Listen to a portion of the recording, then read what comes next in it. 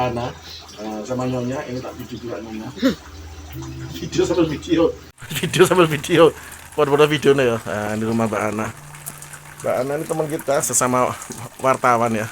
Beliau wartawan Global Jateng sama Global apa? Global Jatim kalau salah ya. Nah, tadi saya nggak video. Nanti pas masuk ke rumahnya ini unik ya. Kayak masuk ke apa gunung. Naik turun jalannya. Kayak waktu tinggal di Manado dulu orang tua kita jalannya kayak gini. Ini tanaman apa, Mbak? Sayur kayak ini. Bukan. Selamat malam. Ini super gitu loh. Wah, ada foto kucing. Mas Pinara. Nah ini, oke. Hotel. Wah, ini langsung disambut pizza ini sama Mbak Ana. Nah nih, ini kayaknya suka karaokean juga nih. Lagu Cafe 2025 tulisannya.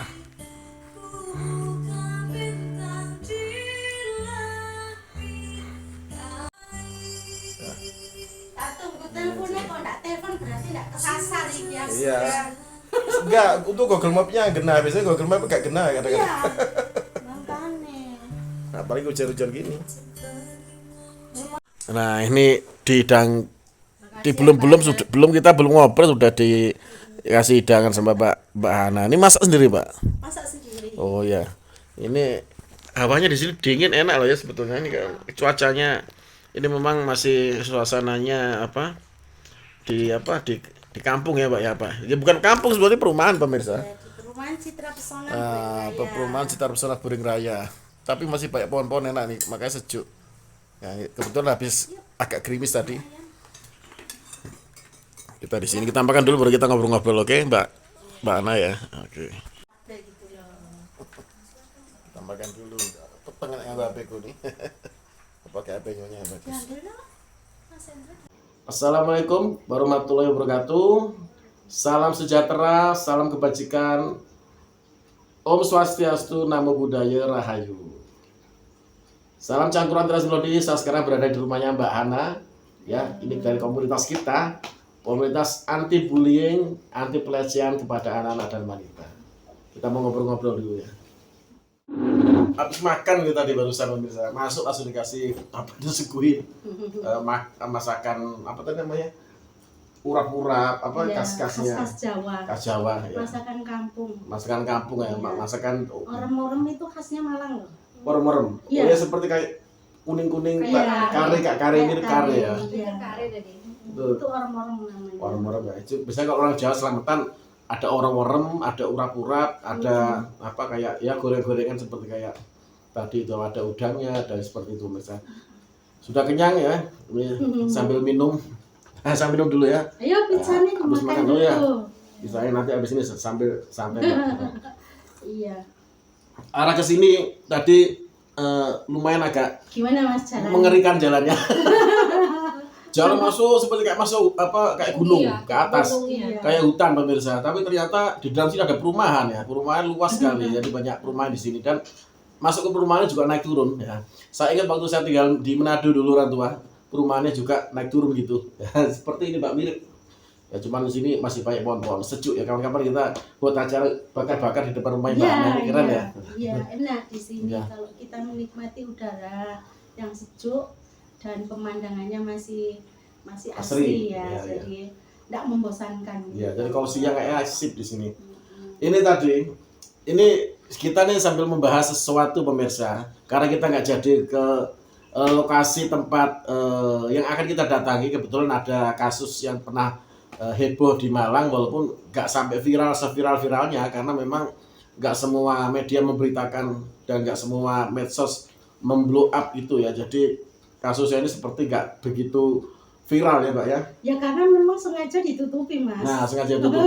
Ya kan Ya. ya. Iya. Ya Kalau ternyata kita lihat dari awal itu Betul. kelihatan sebenarnya. Jadi dari hasil putusan sidang hari ini ternyata menurut kita sebagai dari komunitas anti bullying dan anti pelecehan kepada anak-anak dan wanita itu kok sepertinya kurang memenuhi rasa keadilan. Tetapi bagaimana tidak lanjut dari korban dan pengacaranya, mungkin hanya mereka yang lebih berhak ya. Jadi kita hanya mengawal kasusnya, kalau mereka ternyata menerima ya sudah, mau gimana Mbak ya. Ya, Tetap tapi saya dari yang memang benar-benar peduli ke anak ya, itu seakan-akan apa ya, dalam kasus ini kita mau berjuang tetapi kita dicekal ya, seperti Cekal, itu iya, kayaknya ya. Tapi pada intinya kita nggak berhenti sampai di sini. iya.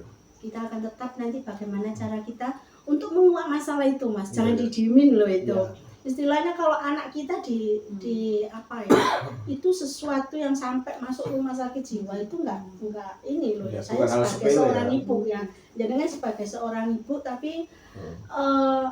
kita melihat dalam kasus ini seakan-akan tenang aja, santai Iya, gitu, iya. dapat uang. Iya, iya. Nah ini yang bahaya di situ, Mas. Gitu. Jadi kita jangan diam sampai di sini. Kita harus memang apa ya istilahnya, kita membela anak bangsa. Jadi enggak harus berhenti karena itu sudah selesai dengan haknya pengacara. Itu enggak bisa, Mas. Enggak bisa karena ini kalau memang betul yang kita dengar desas-desus bahwa ada uang yang masuk ke korban. Nah ini maksudnya apa? Kita harus jelas. Karena sementara ini tadi kita nggak jadi ke sana ya untuk konfirmasi. Jadi mungkin kita belum tahu pastinya Mbak Ana ya. Iya. Jadi kan ini kan karena dari kabar beberapa orang sekitarnya ya, sekitar korban itu ada kok seperti ada. Tapi menurut pengacara tadi uang restitusi Mbak bilangnya. Restitusi itu kalau sudah diputuskan restitusi itu diterima atau tidak itu kan nanti dengan putusan terakhir itu penjelasannya, setelah Mas. dok palu baru ada berarti restitusinya dikabulkan, berarti uang itu diterima. Sudah restitusinya sudah memang sebelumnya ya. Sudah. Tapi kan baru tadi ini keputusannya.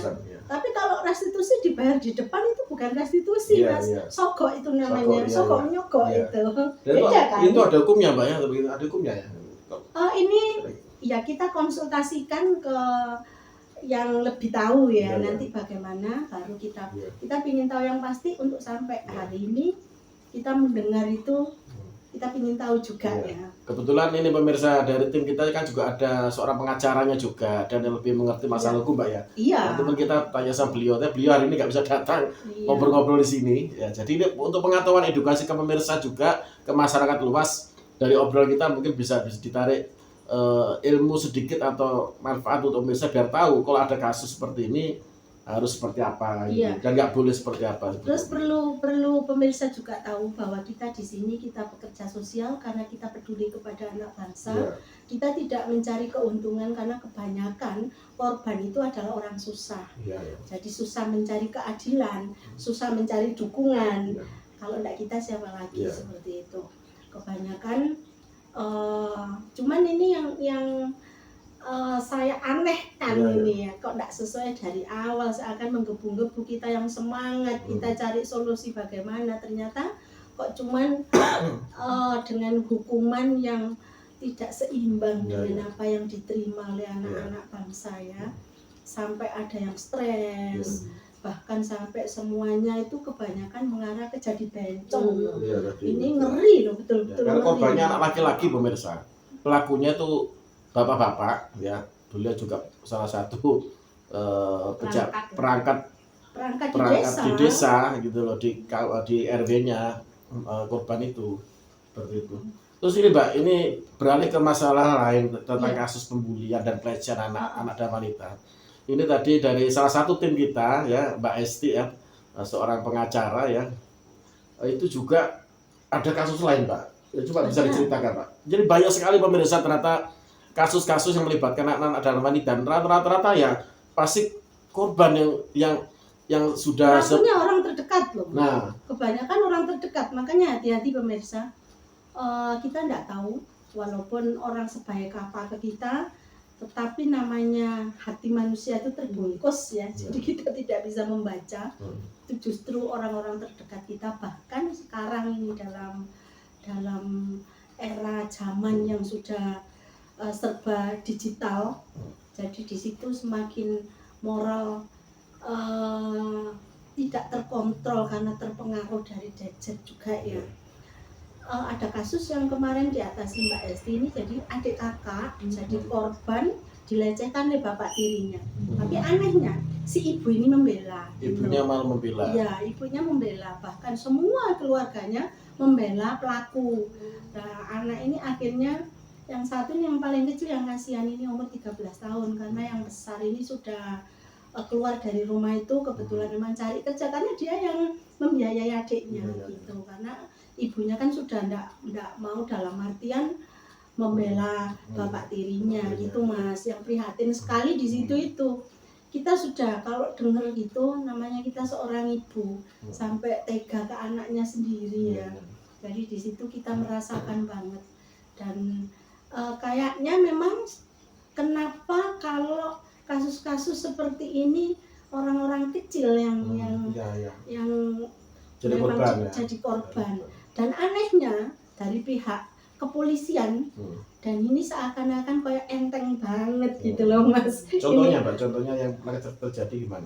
Saat itu bahkan korban ini waktu dilaporkan polisi cuman ngasih pesan itu yang apa ya istilahnya wajib lapor gitu. Padahal sudah jelas loh bahwa itu pelaku loh, korban sudah. Nah, waktu di BAP gimana pengakuannya pelaku? Nah, katanya enggak melakukan. Gitu. Ini yang membuat enggak tahu ya masalahnya ini polisi karena menyikapi itu atau tapi harusnya kalau pelecehan itu korban sudah mengatakan itu sudah cukup Mas buat gitu ya. Iya. Jadi ini pemirsa, ini pemahaman buat masyarakat luas. Kalau ada korban pelecehan itu walaupun kalau pelecehan pastinya kan jarang sekali ada saksi dan malah nggak ada saksi kan ya. Jadi nggak perlu saksi, ada pengakuan. Nah, ada pengakuan dari korban itu sudah bisa merupakan apa namanya diadukan ya, maksudnya dilaporkan gitu Pak ya. Iya harus karena gini pelecehan itu tidak harus berhubungan badan ya. Pelecehan itu banyak kata-kata pun bisa termasuk pelecehan. Ada undang-undangnya pemirsa. Ada. Kalau kita dilecehkan dimaki ada cewek lewat kita bilang sweet itu aja, nggak usah kamu jorok. Itu sudah pelecehan. Nah itu ada undang-undangnya. Gitu. Jadi ini yang harus kita edukasikan. Jadi bahwa pelecehan itu tidak harus berhubungan badan. Kita menyentuh hal-hal yang sensitif itu sudah pelecehan. Kita lewat WA aja, lewat WhatsApp ya atau SMS ataupun apa atau telepon itu dengan kata-kata yang sudah menjurus ke arah seksual itu sudah pelecehan Mas. Gitu. Jadi ini yang harus masyarakat tahu. Jadi nanti bagaimana untuk mengantisipasi gitu. Jadi selama ini yang kita alami pemirsa dari beberapa kasus yang memang banyak Mbak Ana juga Mbak Isti dan tim kita yang lain mengalami dan mendalami dan juga mungkin ikut mengawal kasusnya. Ternyata dalam 1 bulan tuh sering terjadi hal-hal yang pelecehan dan juga yang menyangkut ke anak-anak dan wanita yang terjadi ke anak-anak dan wanita. Banyak anak-anak. Di sekolah pun ada Mbak ya? Ada. Nah itu sempat ya waktu itu ya sempat. Iya. Mbak Ana sampai gurunya keluar dari sekolah itu. Nah itu ada salah satu sekolah di Malang ya, sekolah swasta akhirnya ini sama Mbak Ana akhirnya kepala sekolahnya mengeluarkan itu guru dan nggak sampai. Karena saya kasih pilihan Mas, mau anak saya yang saya ambil dari sekolahan ini tapi saya ke Dignas dan saya alasannya apa kan saya ngomong kalau apa yang terjadi di sekolahan anak saya kan nggak nyaman gitu kan.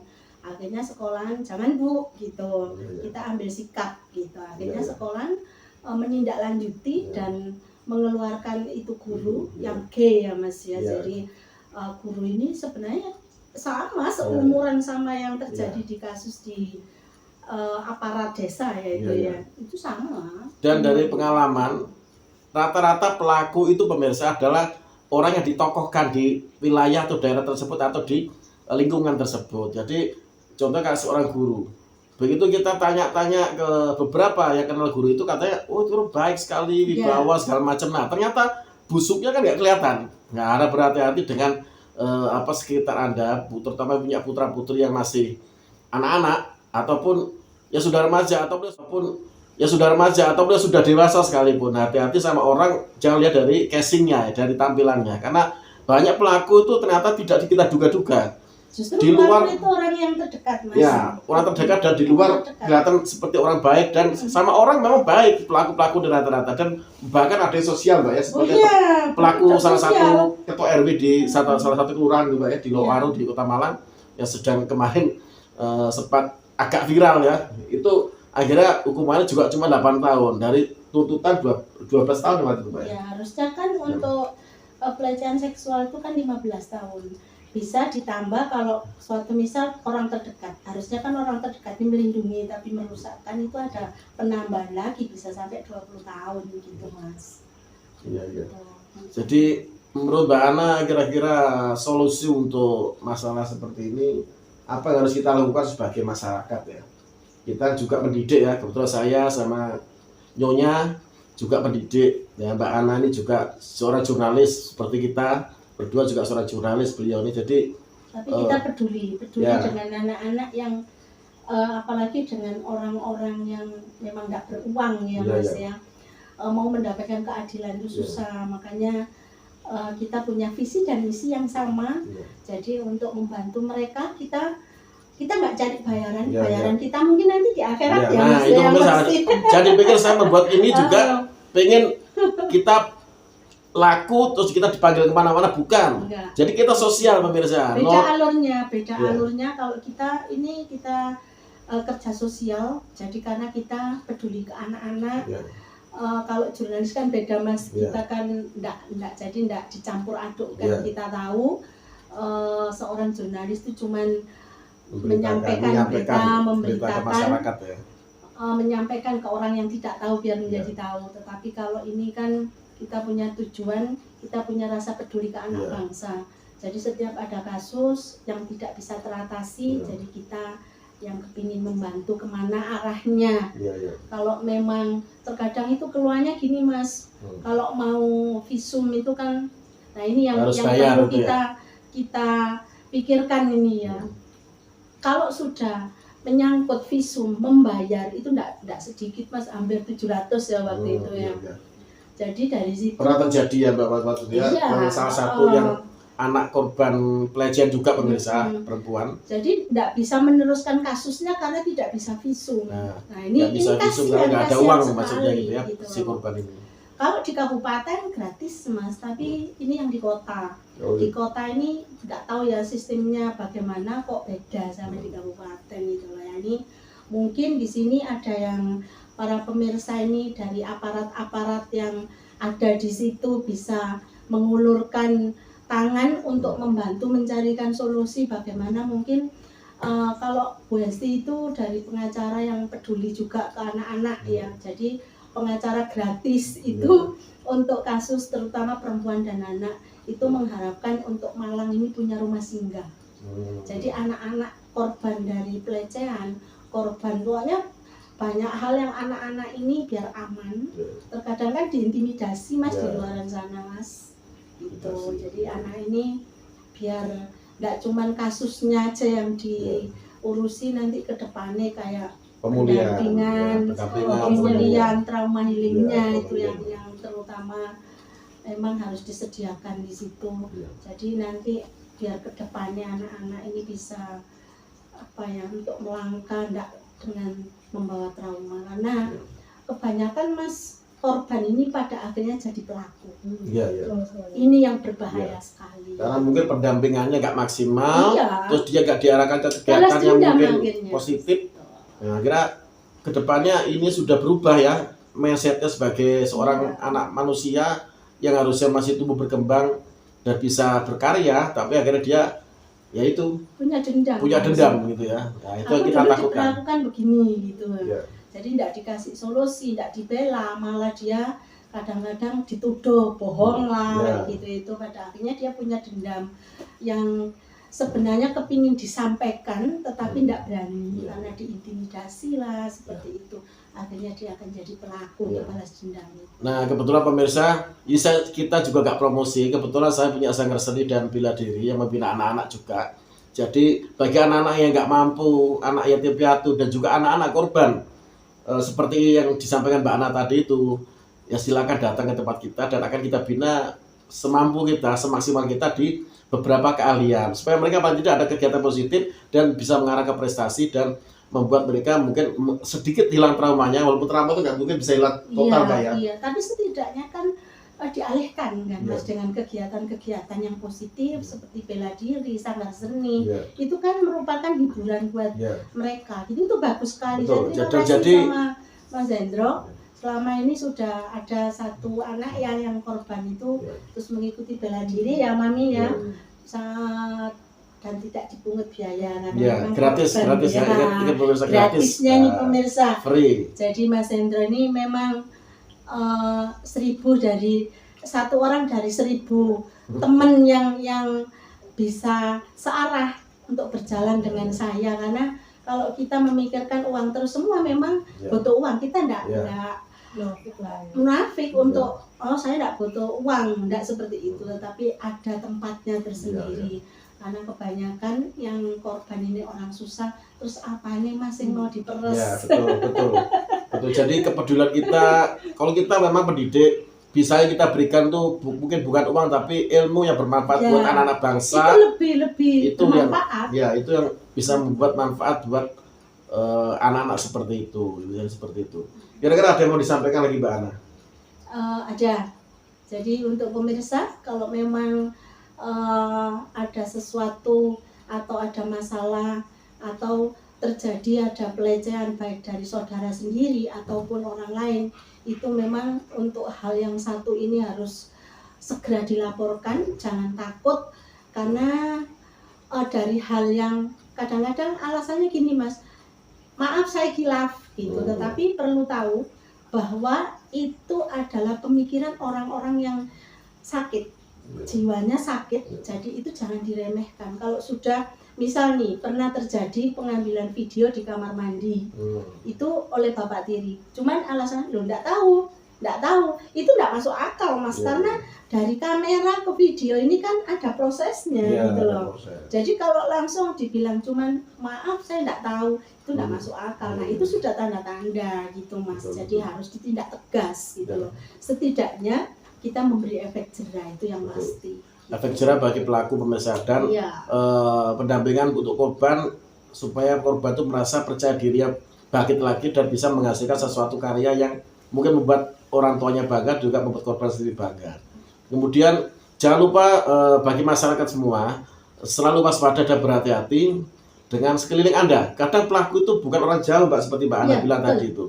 Jadi selalu berhati-hati, sering berikan edukasi tentang seks kepada anak-anak walaupun usia dini sekalipun sesuai usia mereka. Dan bahayanya yang pasti. Ya, mungkin kita nanti komunitas kita suatu saat mungkin akan mengadakan juga sosialisasi. Mudah-mudahan ada waktu dan juga bisa terlaksana nanti minimal ke sekolah-sekolah Mbak ya, mungkin nanti kita adakan sosialisasi tentang masalah-masalah yang mungkin sering menimpa ke anak-anak dan juga ke wanita, termasuk hal yang terjadi di lingkungan sekolah, termasuk pembulian dan lain-lain. Terima kasih Mbak Ana. Ini saya Mbak Esti nggak bisa datang karena ada kegiatan sedang mengurus kasus juga ya tadi ya. Di yang tadi anak perempuan dua itu sedang dilecehkan sama bapak tirinya dan sekarang kasusnya lagi berjalan, sedang dikawal ya, seperti itu. Terima kasih Mbak Ana sudah menerima kita di homestay-nya. Kok homestay siapa? Guest house ya. Apa di rumah ini kok buat rumah singgah-asing loh. Jadi buat bakar-bakar depan itu kan suasananya asri sekali. Kawan-kawan saya mau buat syuting lagu di sini lah. Bagus pemandangannya. Oke, terima kasih Mbak Ana atas kesediaannya menerima kita berdua di sini. Saya Hendro BL dan istri saya Mamiria ke sini. Kapan-kapan nanti kita kesini lagi dan nanti makan-makan lagi kata dia. Masakan desa tadi enak sekali. Nanti ganti-ganti menunya. Siap. Wassalamualaikum warahmatullahi wabarakatuh. Salam sejahtera. Om Swastiastu, Namo Buddhaya, Rahayu. Salam cangkruan, teras melodi. Sip.